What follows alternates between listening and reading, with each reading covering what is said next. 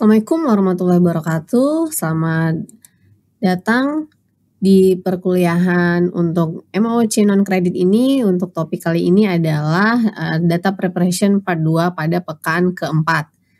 Oke, perkenalkan dengan saya Devi Sarwinda dari dosen Departemen Matematika FMIPA UI. Oke, berikut adalah outline yang akan kita bahas, yaitu mengenai handling outlier. Pada pertemuan pekan ketiga, sebelumnya kita udah membahas mengenai missing value dan juga bagaimana cara untuk teknik sampling pada data preparation pertama. Nah, untuk pada data preparation part kedua ini, kita akan membahas cara untuk menghandling outlier dan juga menggunakan beberapa scaling seperti normalisasi dan juga standarisasi.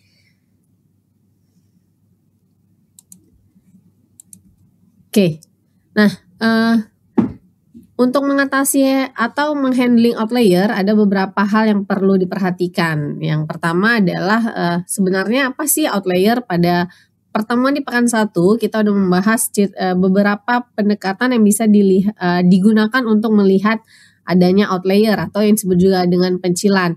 Nah, biasanya outlier itu terkait dengan titik data yang sangat berbeda dari data lainnya, pengamatan yang menyimpang dari pola keseluruhan pada suatu sampel, yang mana diakibatkan oleh beberapa hal seperti error percobaan, salah input, error instrumen, kesengajaan, atau misalkan error dari pemrosesan data seperti error sampling, kewajaran karena keanehan dalam data. Begitu. Oke. Nah, ada beberapa hal yang bisa dilakukan untuk mendeteksi outlier. Yang pertama adalah dengan melakukan visualisasi dengan box plot dan juga scatter plot. Nah, seperti pada gambar di sebelah kanan ini, bisa kita lihat bahwa untuk model visualisasi dengan box plot dan scatter plot, kita akan melihat untuk data pada garis pertengahan ini itu adalah nilai medianya atau Q2-nya. Sedangkan untuk yang di bawah sini itu adalah nilai minimum dan paling atas ini adalah nilai yang paling maksimum, dan untuk nilai Q1 dan Q3-nya. Sedangkan yang titik-titik ini adalah outlier-nya. Nah, kemudian yang cara kedua itu bisa dengan melihat distribusi normal. Nah, bagaimana kita melihat distribusi normal, yaitu dengan salah satu aturan sigma rule atau tree rule kemarin yang sudah dibahas di pekan pertama. Kemudian dengan melihat interquantile range atau IQR, yaitu range antara kuartil 1 dan juga kuartil ketiga.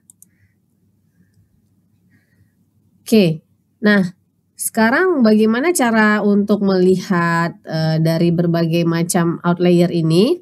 Yang pertama dengan cara melakukan teknik HO atau trimming atau dipangkas atau dengan winsorizing.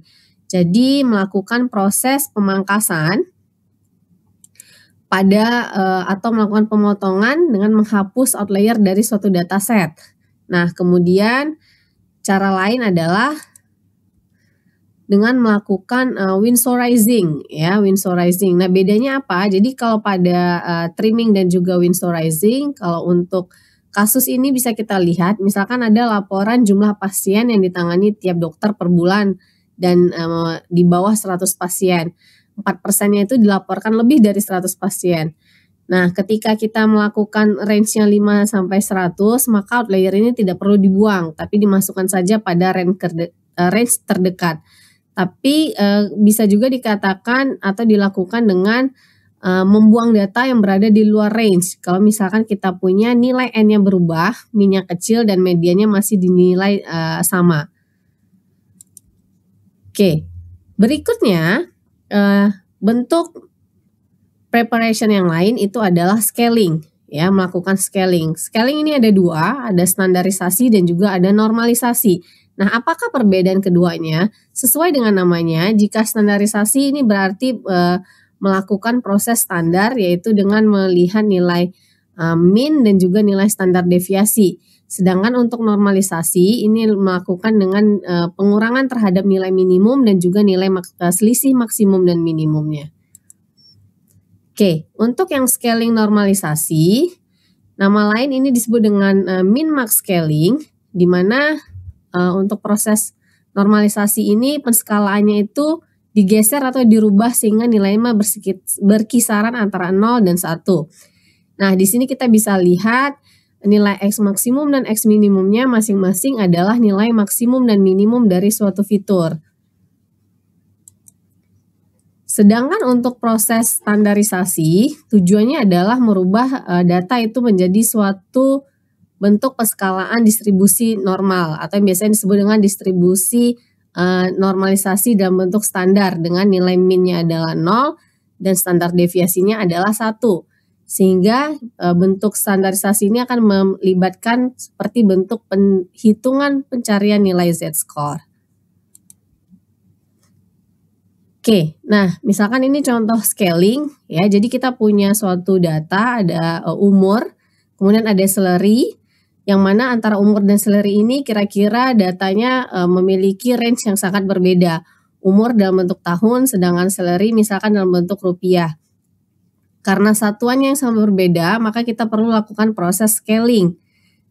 Nah, di mana kita akan mencari nilai minimum dan maksimum dari masing-masing data pada suatu kolom tersebut. Kemudian nanti kita akan menentukan nilai standar deviasi, nilai selisihnya. Kemudian kita akan mencari nilai dari scaling yang akan kita gunakan. Oke, nah jika kita menggunakan bentuk standarisasi, maka kita akan mendapat bentuknya sekitaran di antara min 1 sampai 1. Sedangkan untuk menggunakan scaling normalisasi yaitu man-mix, kita akan dapat nilai standarisasinya itu di antara 0 sampai 1. Nah, ini berikut perbedaan antara yang bentuk scaling menggunakan normalisasi dan juga standarisasi. Oke, berikut beberapa referensi yang bisa digunakan oleh teman-teman semua untuk topik pekan ke-3 ini. Selamat mencoba, terima kasih. Sampai ketemu pada video berikutnya. Assalamualaikum warahmatullahi wabarakatuh.